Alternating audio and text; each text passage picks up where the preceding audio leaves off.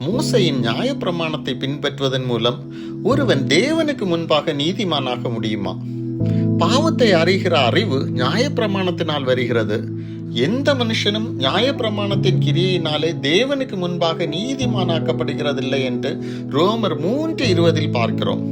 ஆனால் உங்களுக்கு ஒரு நல்ல செய்தியை சொல்லுகிறேன், கேளுங்கள். இலவசமாய் இயேசு கிறிஸ்துவின் கிருபையினாலே நீதிமான்களாக்கப்படுகிறீர்கள் என்று ரோமர் 3:24 பார்க்கிறோம்.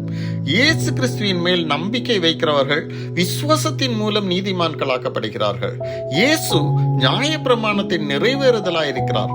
அவருடைய சீஷர்கள் இப்போது நியாயப்பிரமாணத்தின் கீழ் வாழாமல் கிருபையின் கீழ் வாழ்கிறார்கள்.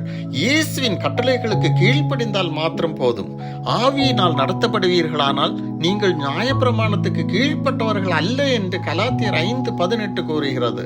நாம் தினமும் நம்மை ஆவியானவருக்கு அர்ப்பணிக்கும் போது பரிசுத்த ஆவியானவர் நம்மை பரிசுத்தப்படுத்தி கிறிஸ்துவின் சாயலாக நம்மளை உருவாக்குகிறார். நீதியின் மேல் பசித்தாகம் உள்ளவர்கள் பாக்கியவான்கள், அவர்கள் திருப்தி அடைவார்கள் என்று மத்தேயு 5:6 இயேசு கூறுகிறார். தாகமுள்ள ஆத்துமாவை கர்த்தர் திருப்தியாக்கி பசியுள்ள ஆத்துமாவை நன்மையினால் நிரப்புகிறார் என்று சங்கீதம் 107:9 பார்க்கிறோம். நாம் எதிர்பார்த்திருக்கும் நன்மை பரலோக பாக்கியம்தான். பரலோகம் செல்ல நீதிமானாக மாற வேண்டும். எனவே நம் ஆத்துமாவின் தாகமும் பசியும் நீதிமானாவதாக இருக்கட்டும். நீதியை நம்மால் சம்பாதிக்க முடியாது, ஆனால் விசுவாசத்தின் மூலம் இயேசுவிடம் இருந்து பெற்றுக்கொள்ள முடியும். அதையே நாடுவோம். நம் ஆத்துமா திருப்தி அடையும். ஆமென்.